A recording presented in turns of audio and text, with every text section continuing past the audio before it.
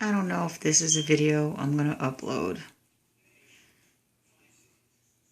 I don't even know why I'm talking about this topic, but I'm ministering to some individuals that have congestive heart failure or some other type of heart disease or some other heart failure like an enlarged heart. And these were individuals that were referred my way. Excuse me. And this is my first time dealing with them. I mean, they're children, adults, and even older folks. And they've made poor choices that led to where they were at. You know, they didn't make the best health choices that led to their heart failure. I mean, we all have to take accountability, right? And the cases that I've come across where children were like that, I spoke to one mother who said that she made poor choices while she was pregnant that caused her baby to be born prematurely, and his heart never fully matured. And then his heart didn't develop right. So the kid was in and out of the hospital all of his life. But I'm not going to get into those details. These individuals wear LVAD. It's a left ventricle assisted device. What that is, it's a heart pump for the left side of the heart. When that heart, what it is a person usually with heart failure or an enlarged heart, something, or some type of heart disease, something happens where the left side of the heart just stops pumping blood to the entire body. It's still pumping, but it's not. It has to be at a certain percentage. I believe it's 60% or more. Don't quote me on that, but I know it has to be way higher. But these are individuals that their heart pumping capacity is like 6% or 10 or 15. I mean, it's really low. And the left ventricle assisted device is like a heart pump that's supposed to give the left side of the heart a rest. And it's supposed to pump blood throughout the entire body. And until the heart either heals on its own or the person has to get an implant. They get placed on a list for a heart transplant, And a heart transplant, it could take years to get a heart. You may agree or disagree with me on this, but getting transplants like that is forbidden in the Bible. You got to look up the scriptures yourself, but it is forbidden. I know there's scriptures in there that warns about consuming flesh or human blood. Now, consuming can mean anything, eating, or even taking it into you. You don't necessarily have to eat it. So you could take in a new heart transplant into you, meaning you make the decision to get that heart transplant. That's forbidden in the Bible. And I know you're thinking, but it could save that person's life. Well, you know what? You don't need to depend on man's science to save your life. You could trust Jesus Christ, because Jesus Christ is the one that controls all, and he's healed the sick and raised the dead. But a lot of these individuals that take the left ventricle assisted device and they decide to have the procedure done, because you have to have open heart surgery to have that device implanted in you. They're desperate. And I'm sorry to say, but they didn't exactly place their trust in Jesus Christ at that time to heal them. Only a few did. And a few of those cases that trusted the Lord actually ended up healed. They're living a normal life today because I researched those cases. What happened was that their body started to reject the device. So they had to have an ultrasound done.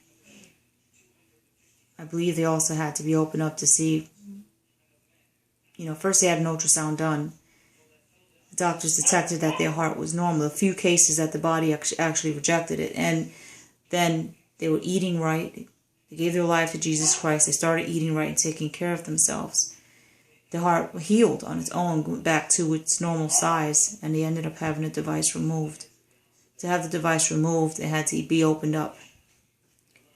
They had to have open heart surgery to have the device removed, because their heart healed on its own, and because, again, they trusted Jesus Christ to heal them.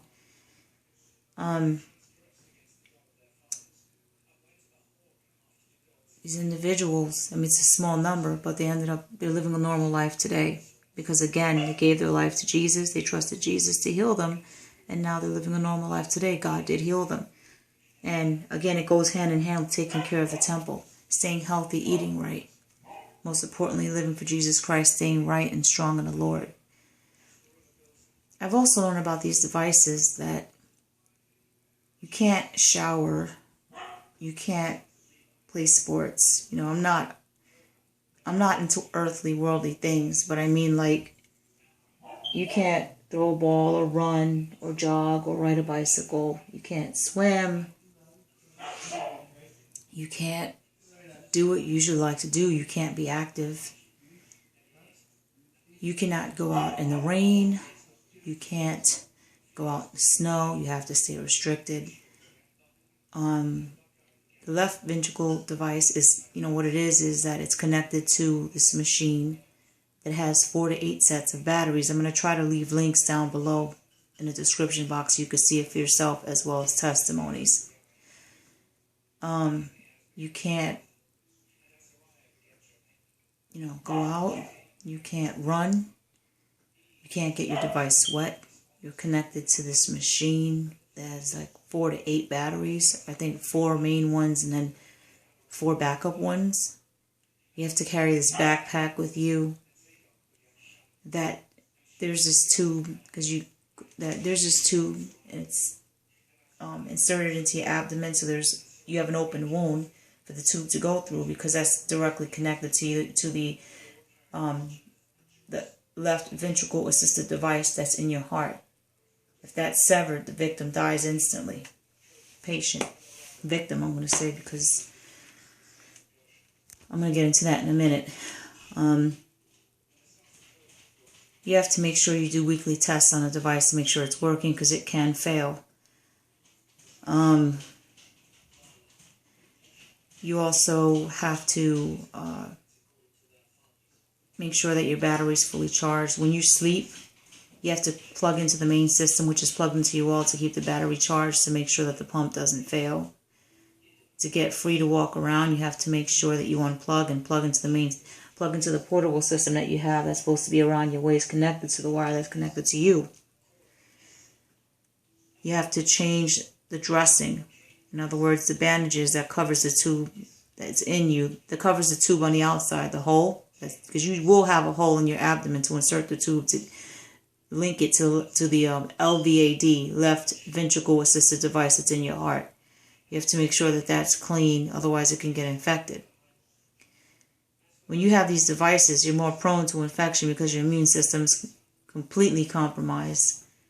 You can get colds easily. Your best bet is not to, because the cold alone can kill you. And these viruses can easily transport into the tube, go straight to your heart. You're restricted on a lot what you can do. Some patients have reported their pumps failing. They have to get blood transfusions. They're in and out of the hospital all the time. These individuals I've dealt with said that they've had their chest tighten up. A lot of them cry to me because they can't believe that they're living like that. Some of them feel grateful that they have another day, but, this device is only a temporary fix. It's not something you can use forever. It's a temporary fix. That's why they call it a bridge to a transplant. Because when you have this device placed in you, it's in the hopes that they will find a heart for you. Not everybody's placed on the list for a transplant because you have to be eligible. And I know it's messed up. So you could be waiting for years, decades, Some patients have died waiting for a transplant. The left ventricle assisted device, you can live on that for 7 to 10 years, if that. That's estimated. People have died during the course of that. Based on what I've researched, there's a 60% chance you could make it through the 7 to 10 years. I'm sorry, not 60. 40% chance. 60% chance you won't. And there's a 99% chance that your device will fail 2 to 3 times. Or it may not fail. But most cases it does. You know, like I said, you can't go out in the rain. You can't go out in the snow. You can't, you can't be in crowded places, because of that tube in you. What if someone pulls it out? You can't shower. You can't be active.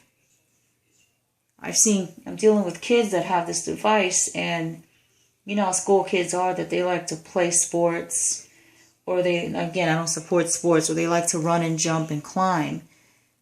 How do you think that kid's going to feel when he's got that device in him and he can't do those things? I understand why the parents may have made the decision to have their kid put in that, but it's like they're living in a prison in their own body. When you have that device in you, it's not a way to live. When God says that he wants you to live on earth for the glory of him, he wants you to live life to the fullest. Be able to run in the sun, feel the grass on your feet, be able to swim, or go out in the rain if you want, or go out in the snow. Kids like to kids like to play in snow. These devices you can't. So you're probably wondering if I would be able to live with that device.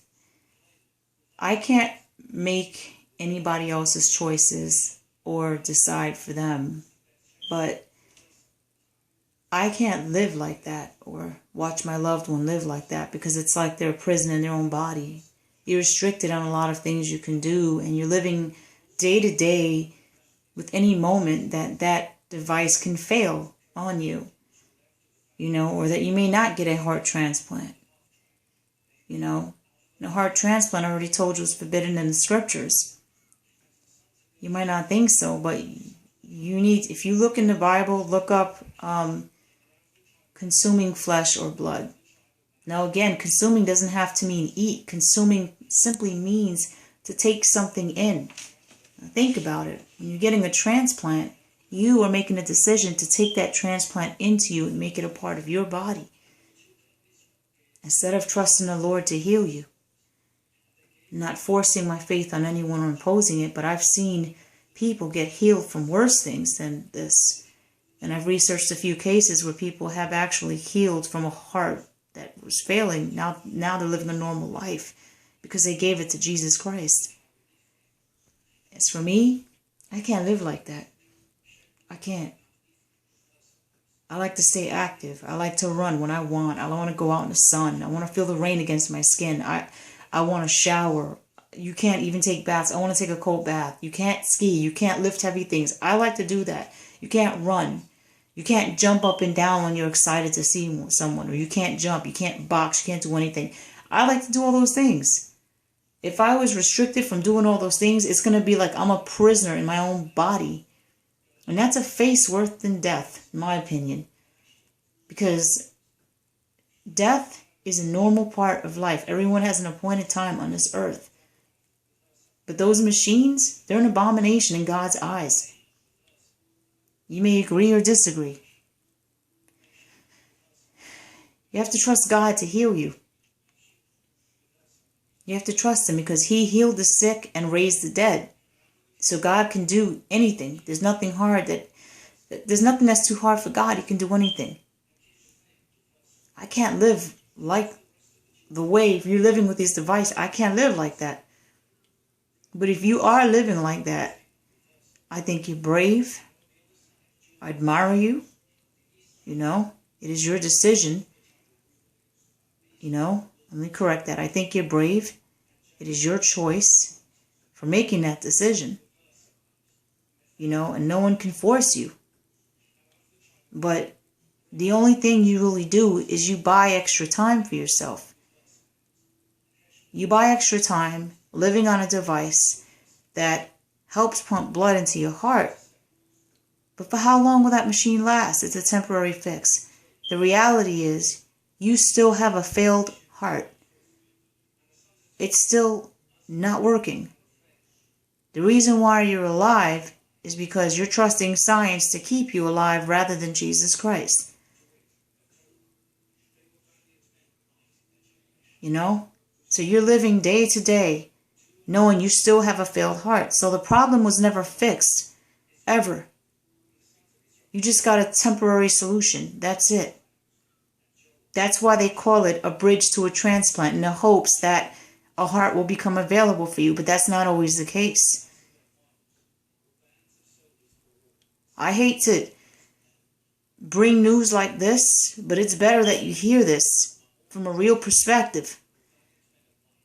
I've researched cases where many testimonies on YouTube, and I see how these people live. And they put a smile, oh, I love the LVAD, and it's propaganda videos to promote it. But I'm reading their hearts, and I see in their hearts that if this is the kind of life they didn't want to live. If they can go back and make the choice, they would never have gotten a device. It is just a temporary fix, but it doesn't fix the real problem. The real problem that you are sick, and this is not to all of you, that you have a failing heart, and that the only one that can repair that heart is God, who is Jesus Christ.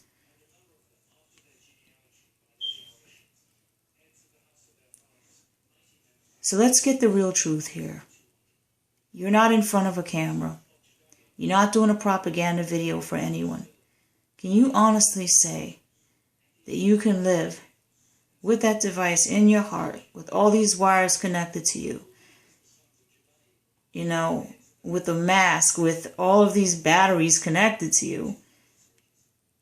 You see everybody living a normal life, running and playing and going out on the rain if they want to, just going and coming as they please, not having to depend on anyone. Could you honestly say that you're happy with living a very restricted life where you're like a prisoner in your own body? If you had a choice where you can be freed from that, wouldn't you want to be free? Wouldn't you want to reach out and just trust in God? I can't help you make that choice, but I think you're making a very brave choice living with that device, but it's a temporary fix. It's not going to fix your heart. You might think, oh, it'll heal. Those individuals that I told you about that healed, they gave their life to Jesus Christ and they started living for the Lord, and they started eating right and healthy. I hope I don't offend anyone. And if I decide to upload this video, I hope you're not offended. I think you're brave living with that device, but it's a temporary fix. It doesn't fix the real problem that you have that you have heart failure. Science won't fix it. The only one that can fix it is the man upstairs, Jesus Christ. And whether you trust him or not, that choice is yours.